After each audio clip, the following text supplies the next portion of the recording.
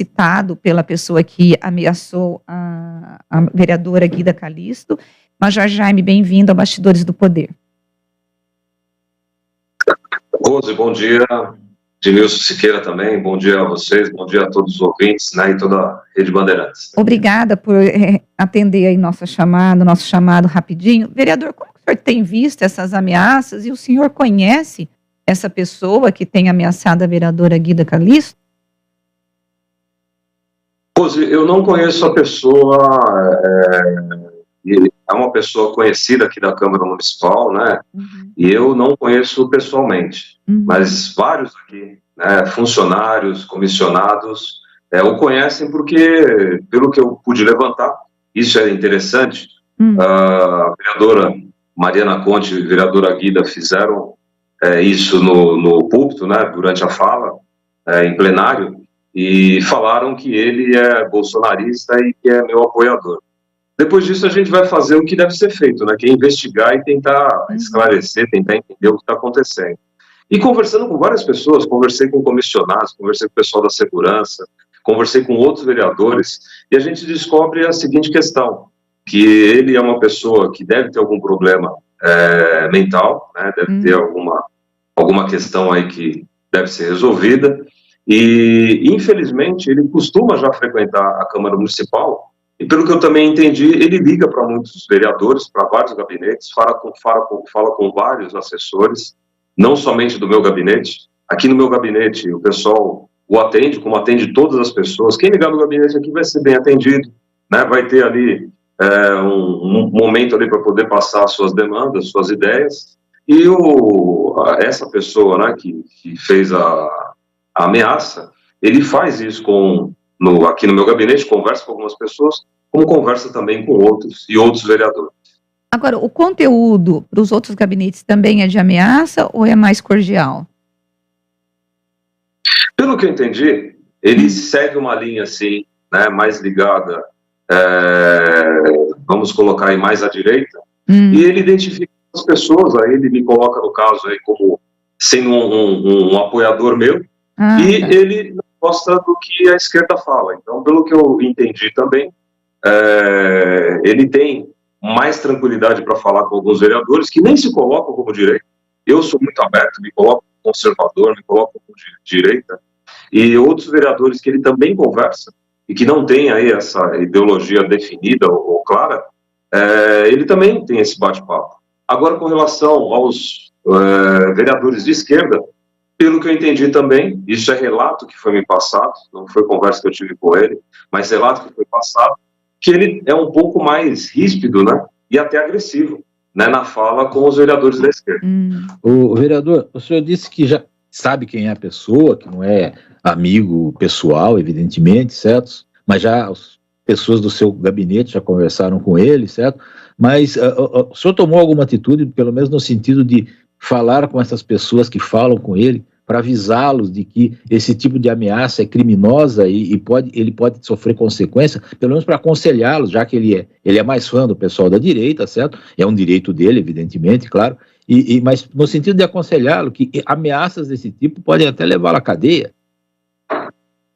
Siqueira, boa pergunta, porque foi exatamente isso que aconteceu. Até faço um breve relato aqui. Eu não estava no dia, cheguei depois até, na segunda-feira, as vereadoras já tinham falado, e logo na minha chegada, 2 vereadores já vieram falar comigo, as vereadoras Mariana Conte e Guida Calisto falaram de você, e falaram que tem um apoiador seu, com o nome X, eu não sei se já falaram o nome dele ou não, né? Não falaram. Mas com o nome tal, e que ele está ameaçando as duas. E eu, de pronto, a primeira coisa que eu fiz, Siqueira, foi conversar com as vereadoras. Eu fui até a mesa da Mariana Conte, conversei com ela, depois conversei com a Guida Calisto, falamos os 3 juntos. Eu queria saber o que elas tinham feito, elas falaram que já tinham feito um boletim de ocorrência, eu perguntei aonde tinha feito, como tinha feito, e de pronto eu já liguei já para uma das delegadas que eu conheço, né, que a gente conhece o trabalho, a seriedade, aqui da Delegacia da Mulher em Campinas, e falei para ela o que estava acontecendo e pedi se ela poderia ajudar a orientar e até fazer, né, a tomar as providências necessárias para esse caso. A delegada, na hora, já falou, podemos, pede para elas virem de manhã, que foi ontem, terça-feira, e a gente já toma todos os procedimentos. Passei para as vereadoras para que elas procurassem a delegacia, dei o nome das delegadas que elas podiam procurar, e elas foram, pelo que me consta, elas foram até a delegacia fazer isso. E da outra parte também, a gente tomou a precaução, pelo que eu entendi, ele ainda liga para alguns gabinetes, e fez ligação aqui no nosso gabinete. E um dos assessores conversou com ele, e explicou exatamente o que você tá colocando, Siqueira, que é um crime que ele está cometendo. Isso aí pode ter uma implicação mais séria na vida dele, e mesmo tendo problema ou não, né, se ele tem algum problema, né, alguma questão aí que tem que ser resolvida, mesmo assim ele tem que tomar esse cuidado e de não expor as pessoas, né, não atentar contra a integridade das pessoas, não ameaçar, e nem ao mesmo tempo falar que está apoiando um ou outro, e colocando as pessoas aí numa situação que não é verdadeira. Em nenhum momento, isso até é interessante, é importante deixar claro, a minha conduta na Câmara Municipal é exatamente uma conduta do que eu sempre fiz na minha vida pública. Eu sempre defendi pessoas, eu sempre protegi pessoas, eu sempre usei dos meios necessários, né, para repelir qualquer agressão injusta, e sempre que possível a gente sempre orienta, conversa com as pessoas, né, em todos os momentos. E é exatamente isso que eu estou fazendo com as vereadoras. A gente tem divergências políticas, mas a gente não pode entrar num campo, né, da divergência política a partir para a agressão. E é isso que eu estou fazendo, né? Eu sou, inclusive, presidente da Comissão de Segurança, e eu teria a obrigação até de fazer isso, até para preservar a integridade das vereadoras, que elas têm um mandato, elas foram eleitas, e tem que ser respeitada, e não podem sofrer nenhum tipo de ameaça, né, por fala, ou por qualquer, né, pensamento que elas tenham. Agora, vereador, o senhor que anda nas ruas, né, e nós estamos no momento, numa campanha eleitoral, como que o senhor está vendo essa situação de ódio, né, e esse antagonismo tão grande entre a esquerda e a direita? O senhor acha que há realmente uma violência acima do possível, se isso é possível dizer que violência, né, é normal, porque não é, mas o senhor acha que realmente está abrindo a tampa da panela e a gente pode ter tragédia? Rose, eu vejo o seguinte, essa eleição, tem muita gente falando porque está polarizado, tem o grupo X, o grupo Y. 2018 também foi uma campanha que eu vi, né, muitas pessoas aí que começaram a despertar até para a política. Até então a gente não tinha. Eu me lembro de 2014, vamos colocar assim, 2014, 2010, estou falando das eleições presidenciais. A gente tinha um discurso de um lado, né, que era o lado mais à esquerda, e de um outro lado que se colocava como oposição. E, na verdade, naquele momento não era. Hoje as pessoas têm uma percepção, e você até falou que eu ando na rua, e é exatamente isso que a gente faz, é a percepção que nós temos que em 2018 já existia a polarização, como tem hoje. Em 2018, um dos candidatos, ele foi realmente esfaqueado, então tentaram contra a vida dele. E esse ano, a gente espera que isso não aconteça. Mas existem grupos políticos, e eu falo para vocês que existem radicais dos dois lados. Eu mesmo, como um policial militar, né, que me coloca como um conservador e de direita, eu mesmo já fui acusado por grupos, né, de direita, que eu devia ser um pouco mais radical, né? Olha só, eles queriam que eu fosse um pouco mais incisivo nas minhas falas, fosse um pouco até mais agressivo. E eu não sou assim.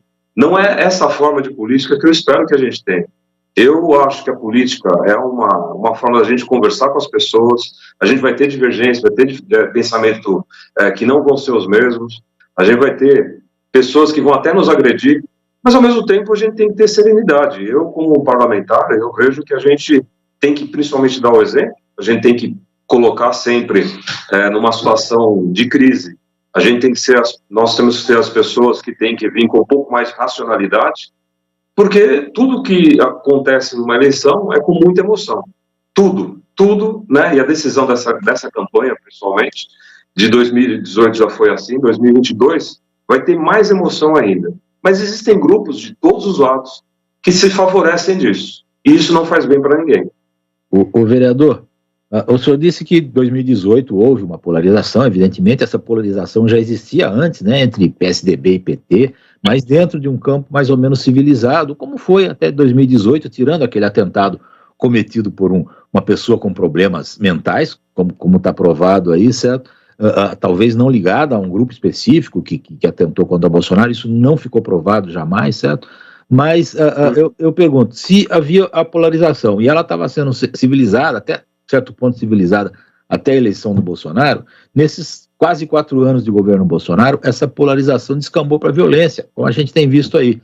O senhor não acha que a postura do Bolsonaro, no sentido de não coibir, né, a existência de grupos mais radicais, ou até de incentivar esses grupos radicais que o apoiam, alguns grupos radicais, eu não estou falando especificamente de pessoas como o senhor, que me parece ser sensata, certo? Mas o apoio, o incentivo até do Bolsonaro nas suas falas, nos seus apoios a essas pessoas, acabam gerando também essa violência, acabam provocando essa violência que, claro, vai ser respondida da outra parte, daqui a pouco a esquerda também vai estar cometendo violências desse tipo, porque a gente sabe como que a política é, certo? Mas o senhor não acha que nesses quase 4 anos de governo houve um incentivo para que esse estado de violência aumentasse no Brasil? Siqueira, eu não vejo dessa maneira. Eu vejo o seguinte, né? Nós tivemos realmente um candidato que foi vítima, né, de um atentado e quase morreu. Ele tem uma fala dura. Ele sempre foi assim. A gente para analisar, né? E a gente olha o deputado Jair Messias Bolsonaro, como ele era, qual a forma que ele se portava, né? Em muitos momentos da fala dele ou da vida pública. Ele sempre foi da mesma maneira. Em 2019, acho que muita gente achou que ele, assumindo, né, como presidente, ele fosse mudar a postura dele e a forma que ele falava. E ele não mudou. Ele continuou sendo duro, né, na forma que ele fala. Mas eu não vejo incentivo. Eu não vejo ele falando assim, você faça isso ou você faça aquilo. Em nenhum momento eu vi isso. Até seria caso até de um crime. Então a gente não vê ele abrindo assim, falando, não, vá e maltrate, ou vá e fale isso, ou vá e ofenda, ou vá ou agrida, ou vá ou faça um crime, né, ou mate uma pessoa. A gente tem colocado, sim, né, de uma forma muito clara, que existem grupos, que eu acabei de falar, existem grupos que querem que isso aconteça. Né? Tem gente que se coloca como vítima e quer sempre falar da violência, né? Colocam até termos, criam termos, né? Violência na política, ou violência política, e usam isso como uma estratégia política, uma bandeira política. Se tem um acirramento, esse acirramento não é de um lado só. A gente brinca, né? Quando dois não quer, não existe uma briga, né? E é verdadeiro, né? O ânimo está muito exaltado e não é de um lado só. Se a gente for falar, não, é só do lado do Bolsonaro. Isso, na verdade, vem acontecendo também do outro lado.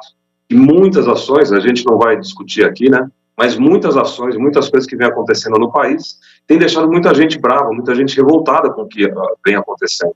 E isso não é o presidente que está fazendo. Eu não quero nem aqui citar a Suprema Corte, que tem uma ingerência absurda sobre o governo, né? De tantas e tantas situações, e que isso deixa as pessoas indignadas. Aí a pessoa parte da indignação para a violência. Isso pode acontecer? Isso pode. Mas eu falo que não é o presidente. Existe um contexto todo que está sendo colocado e que o caldeirão pode estar fervendo, mas não é uma pessoa unicamente que está fazendo isso. Né? Existem várias pessoas. Bom, eu quero agradecer a presença do vereador Major Jaime aqui no Bastidores do Poder, nesta quarta-feira, dia 10/8. Major, muito obrigada pela tua entrevista e um bom restinho de semana para o senhor. Igualmente, um abraço a todos, agradeço sempre a oportunidade de falar com o público de vocês. Grande abraço. Bom, e nós vamos para o intervalo e voltamos daqui a pouquinho com mais de Bastidores do Poder.